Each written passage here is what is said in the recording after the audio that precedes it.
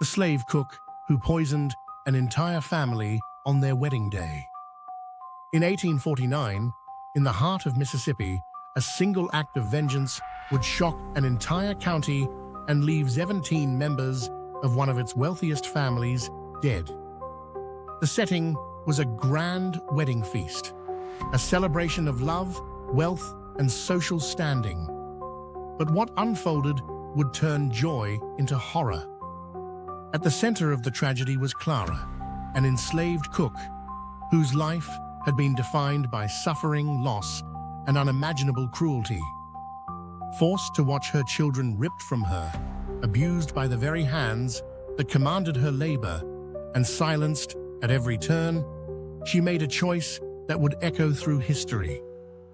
With the same hands that prepared their lavish meal, she administered poison, turning hospitality into a weapon and transforming a moment of celebration into a nightmare no one could forget.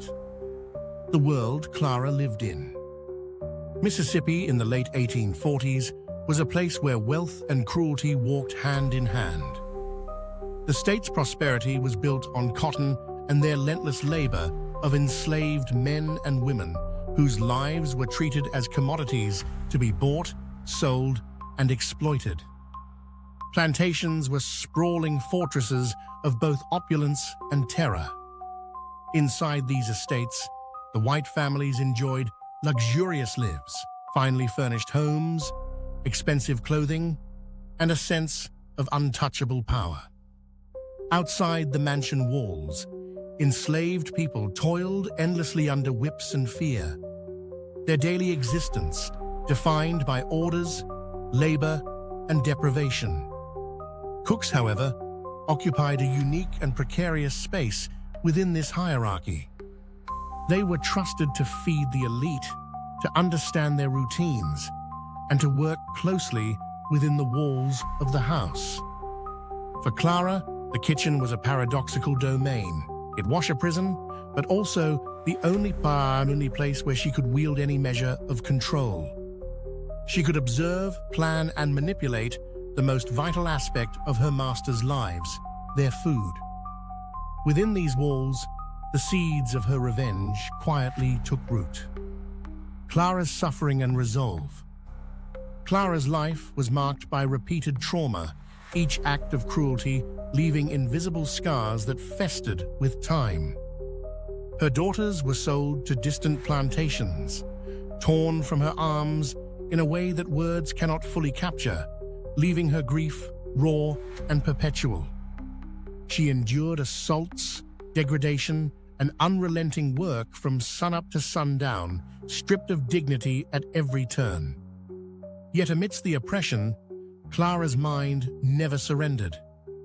Every insult, every violation, and every forced act of servitude deepened a quiet, smoldering fury. She became painfully aware that, in this world, the powerful could destroy without consequence, and the powerless were invisible. Her position as a cook gave her a rare vantage point, a grim awareness of her master's habits, weaknesses, and vulnerabilities. She observed their rituals, their trust in her hands, and the complacency with which they treated her existence. Slowly, an idea formed, dark and precise. If she could not reclaim her children or her freedom, she could exact justice through the one tool she controlled, the food she prepared. This was not mere anger. It was a meticulously conceived act of retribution, a demonstration that even the seemingly powerless could strike fear into the hearts of the oppressors. Take a moment to consider the courage required to plan and execute such an act. Clara knew that discovery would almost certainly mean death, yet she acted anyway. She transformed a moment of enforced celebration into a deadly statement, challenging the very structure that sought to erase her existence. If this story fascinates you, like this video and share it. Soothers can learn about forgotten chapters of history. These are stories that illuminate the resilience and agency of those who lived under oppression. The wedding feast approaches. The wedding was to be the social event of the season.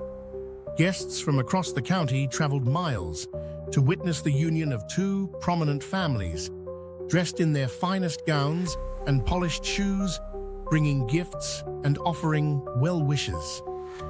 The estate itself was a palace of wealth, polished wood floors, crystal chandeliers, and rooms filled with the aroma of baked bread, roasted meats, and spiced pies. For the hosts, this was an exhibition of their power, their refinement, and their influence in the community. They could not imagine that death, silent and invisible, lurked within their carefully arranged banquet. In the kitchen, Clara moved with quiet precision. She prepared dish after dish, layering flavor and seasoning while secretly preparing her deadly plan.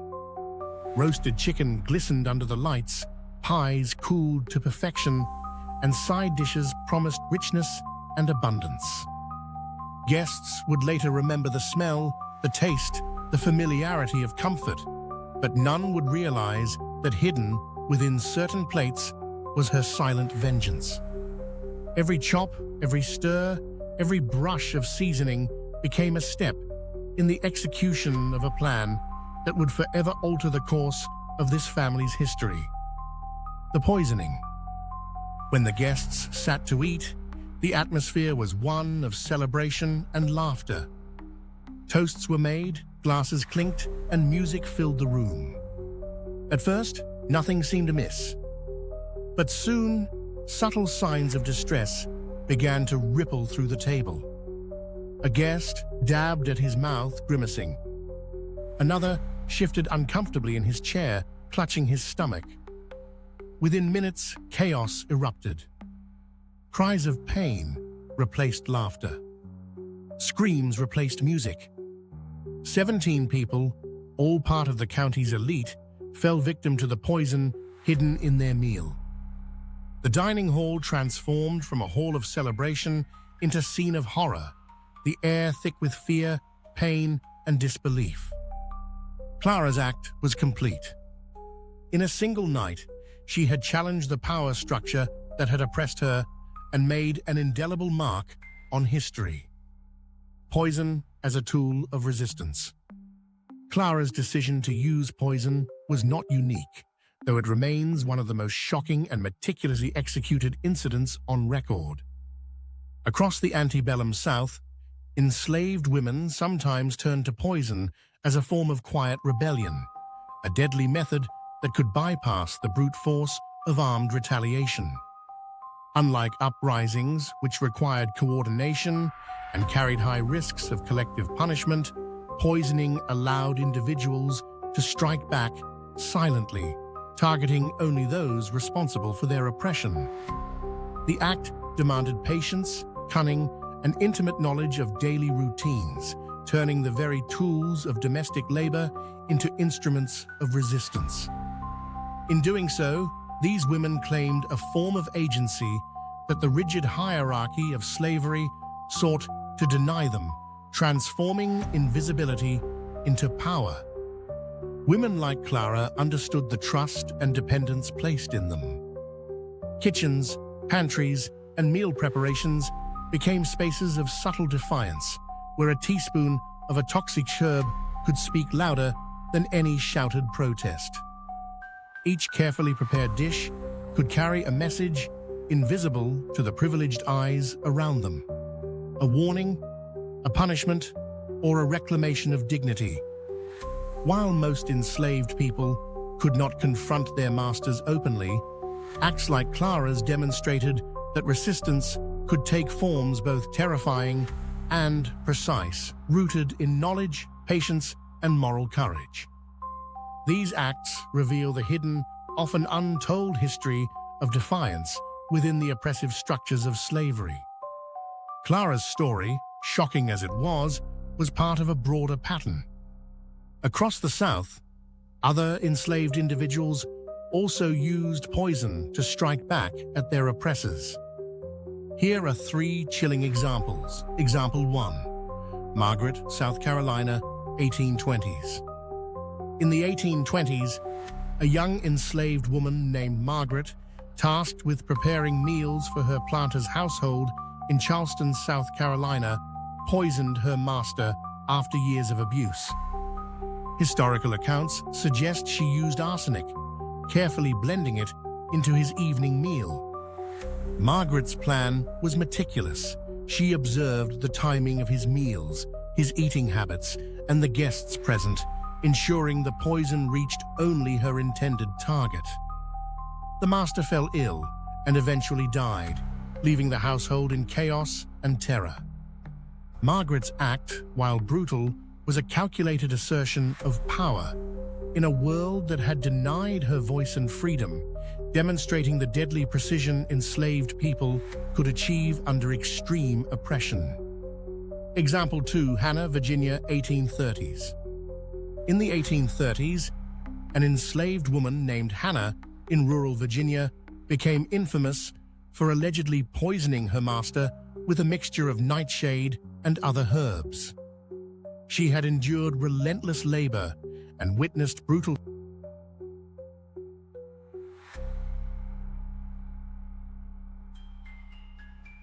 punishments inflicted on family members, and her act of poisoning was a desperate measure of retaliation.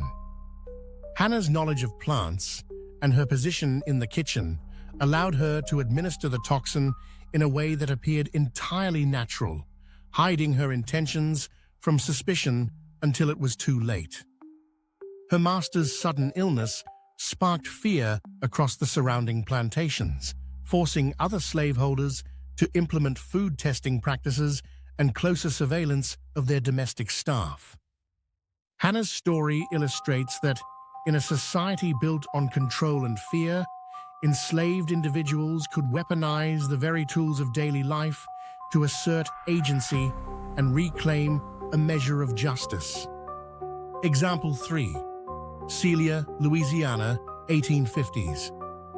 In Louisiana, during the 1850s, Celia, an enslaved woman, reportedly used poison to retaliate against an overseer who had sexually assaulted her repeatedly.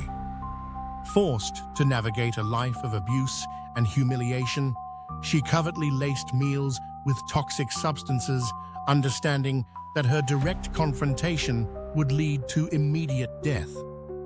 Celia's actions were not impulsive. They were a calculated response to the horrors she endured, turning her domestic role into a shield and a weapon simultaneously. While records of her case are fragmented, her story reflects a broader pattern of enslaved women using their knowledge of food and household routines to resist and assert control over their lives. Celia's act, like Clara's, became a haunting reminder to slaveholders that the oppressed could strike in ways that were invisible yet devastatingly effective. Clara's story fits within this wider tradition of resistance, showing that even under unimaginable constraints, enslaved people found ways to assert their humanity, reclaim power, and impose consequences on those who thought themselves untouchable. Poison was more than a weapon. It was a symbol of survival, intelligence, and courage in a world that refused to recognize their personhood. The immediate aftermath. The community was thrown into turmoil. Families grieved, rumors spread, and the question of accountability dominated conversations. How could an enslaved woman, expected to be silent and obedient, orchestrate such devastation? Authorities quickly sought a culprit, and suspicion fell almost immediately upon Clara. Her proximity to the food and her position in the household made her the prime suspect. Though historical accounts vary, it is believed that she faced execution for her crime. Yet even in her absence, the legacy of her act endured. Fear of poisoning spread across the region, leaving plantation owners paranoid and forcing constant scrutiny over their enslaved cooks. This fear revealed a harsh truth. The system of slavery which relied on the labor and submission of the enslaved, was never as secure as the elite believed. One act of courage or vengeance was enough to expose the fragility of their control. Clara had demonstrated that invisibility and subjugation did not equate to powerlessness. The actor's resistance. Clara's decision to use poison was not just personal revenge. It was an act of resistance within a system designed to strip her of agency. Across the South, enslaved people occasionally turned to poison as a means of rebellion, particularly women with access to kitchens and food. Unlike organized uprisings, which were risky and visible, poisoning allowed subtle, devastating impact with minimal resources. It was feared precisely because it was invisible.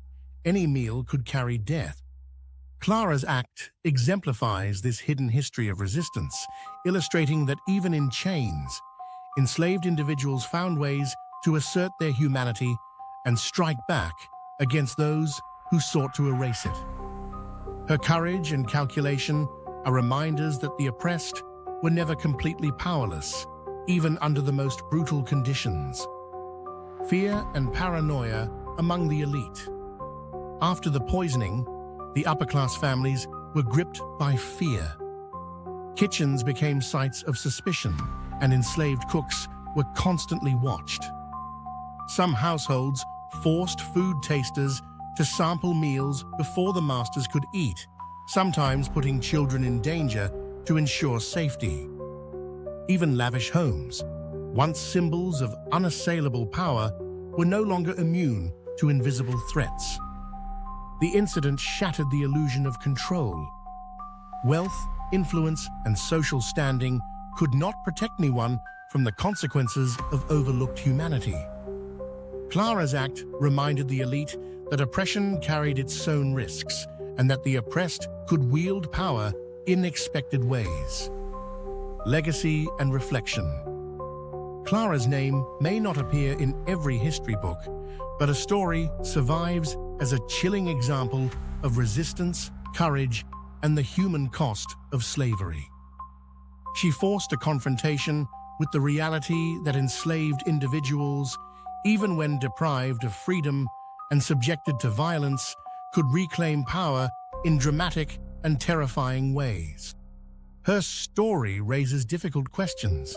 Was she a villain or a woman acting in the only way history allowed her to respond to extreme injustice?